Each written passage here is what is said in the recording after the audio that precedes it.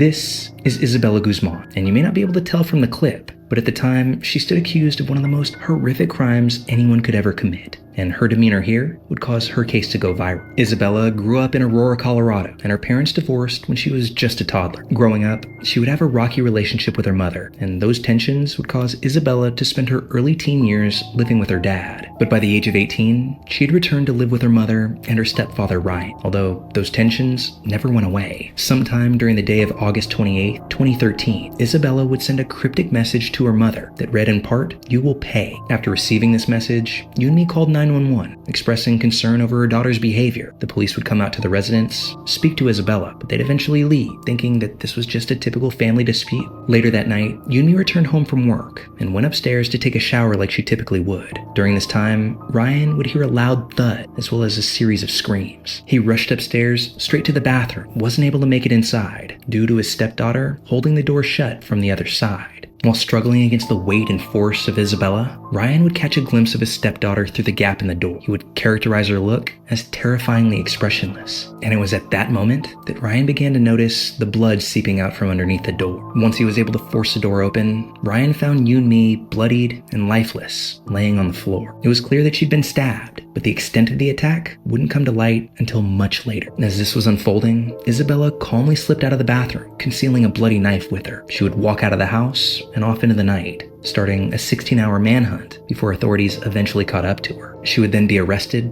and charged with the murder of her mother. During the court proceedings, Isabella showed no remorse for her actions, which was particularly troubling once it was learned that she had stabbed her mother 79 times, with a majority of the damage focused on Yoonmi's head and neck.